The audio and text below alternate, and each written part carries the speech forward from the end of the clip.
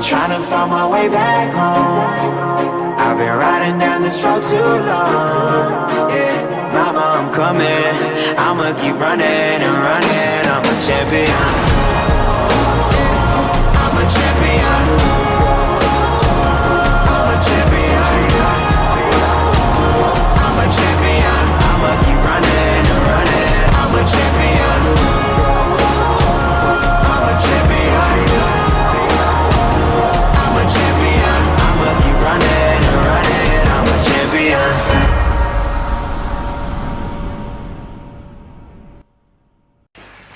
300 kilos. Why? Well, well, 300 kilos was the goal of my squat, and it has been what I've been working up to my off season. I had targeted it for the end of October. I think I actually did it mid October, I want to say, and I was angry. It was one of those angry workouts. You know when you you say you should train when you're angry, don't train when you're angry. Don't lift heavy shit when you're angry. I was fucking angry. A lot of personal stuff had gone on in my life, and I was very, very, very angry during that time. And I had something to prove to myself, and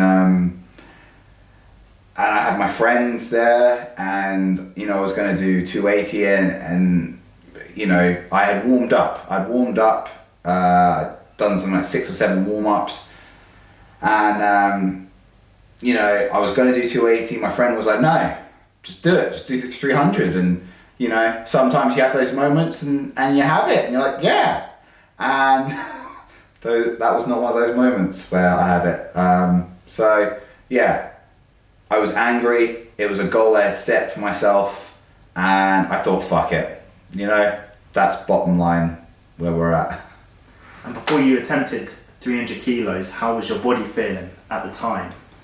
Yeah, I was feeling beaten up, but I was getting physio. But I was strong. I remember every workout, like just PBs. I was just levels of strength that I hadn't really gotten to before. But the problem was, obviously, like I said, I had some personal problems a couple of days before I attempted that. Sleep was terrible. Nutrition wasn't on point. And, when you're running on fumes, something's got to give. And Did you say you were more sluggish? Yeah. But the strength was there. It's just, sometimes you just got to back off. And I've never quite learned. I could do it for my clients, but for myself, I can never quite learn to just, hey, back off. I see. And the main focus in that workout, what was your aim? I wanted a 285 squat. All I had been thinking about all week was 285, 290 squat. We're training how we've always trained for the past year. Pre-exhaust, leg curl. There's an old Norsus leg curl machine. I'd stacked it, something I'd never done before. And I did a drop set. My hamstrings were screaming. I was definitely way more fatigued than before. Leg extension, I stacked everything. I was warming up on the squats, 60, 100, 180, 220, 260. The 260 was super easy, and that was the defining factor. And I was then gonna go for like a 280, 285, something like that. But my friend was like, no, what's the point? Let's go 300. I was like, fuck it, I'm angry. Let's go for 300. Let's fucking go for it. And snap my shit up. Would you say your workouts were going all right before the event? Yeah, I mean, each workout was just, like I said, incredible. Like amazing strength levels. Even though I injured my pec, recovered really quickly. I was doing a bit more high volume on that. My body was responding. My body weight was pretty all-time high in terms of body composition as well, pretty low. got up to 126 kilos, but way leaner than I've ever been before. You know, I was in a good position. You know, often plays on my mind, hey, just waited 2 more weeks. If I went for that 300, would it have been alright? But hey, can't change what's happened. No, of course not. And as we know, you won't be training legs anytime soon. So with your upper body, would you be attempting to try any workouts? So that all depends on Monday. Monday I'm going for physio. While there, I'm going to try some machines. I've got 2 schools of thought. Obviously, when you're training, your body's focused on healing the torn muscles, and really, my body should be focused on healing the tendons and ligaments. But I also feel like I need to get some blood flow. Just for my mental health, I need to do something rather than just not sit about. So depends on Monday. My goal is hopefully to train some upper body, even if it's twice a week, maybe 3 times a week, just like some maintenance stuff. But yeah, all machines obviously, no standing. Yeah, we'll see, hopefully. And during that time, what was your diet like? What, during the bulk? During that time when you was training, you know, before the accident. I had gotten to, you know, eating around 7,000 calories, 800 to 1,000 grams carbs, 4 to 450 grams protein, really high amounts of fat, you know, full and bloated all the time. It was definitely coming to the end of the off season. You know, in fact, my off season was due to end of October. It's calories that I'd never even got to before.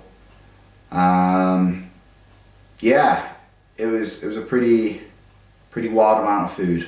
And what is it looking like now, obviously, with the circumstances? And now I'm just focusing on, I mean, obviously food is where your body heals. So now I'm trying to get high protein, but my appetite's severely diminished due to all the kind of drugs I'm taking. Trying to get about 250 grams protein, getting EAAs every day, focusing more on some fruits and vegetables, definitely lowered the carbs a little bit. But yeah, it's probably half the amount of food that I was eating, but I'm not doing anything. I'm just trying to focus on recovery, and that's about it. Let's talk about the doctors. Obviously, they're the experts in this. What have they advised you to do? Supposedly the experts. Very conflicting. I had a checkup. We'll show the picture right here, and they were actually really surprised and happy about how quickly that this had recovered. Like, it had healed very quickly. So they are surprised with the progress of. Yeah, they're very surprised. So that's the silver lining. That's made me happier.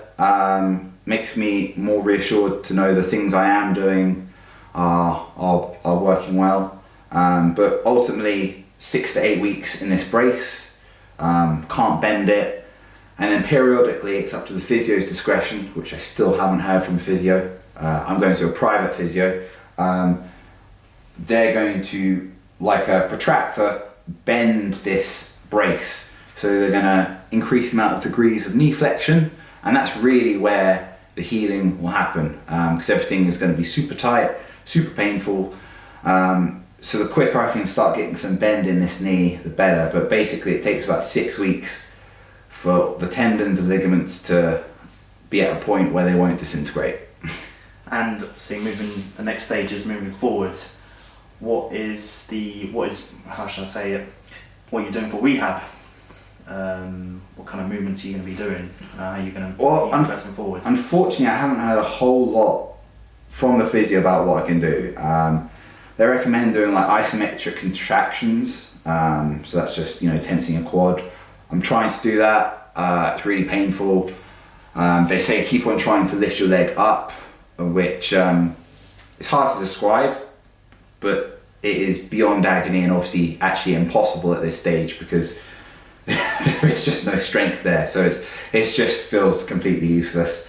But really the main rehab I'm doing is just trying to get up, walk as much as possible with the crutch, just doing one crutch instead of two crutches, light loading on the leg, which I'm allowed to do, not full loading, and just getting up and down the stairs. Like my house is 3 stories, a lot of stairs, and it's a real pain.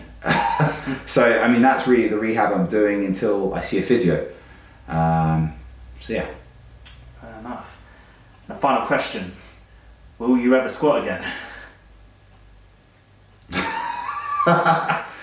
Yeah. Yeah. Dorian Yates didn't do a back squat. He focused on a hack squat. I can't see myself going to a back squat in quite some time. I do know as part of a rehab process I will have to do a box squat. I don't know, I love a squat. A squat is my favourite movement because I was so terrible at a squat, so terrible, and I got to a point in which, you know, very few people, bodybuilders particularly, could match my squat. And I think the answer is yes, but not for a very long time.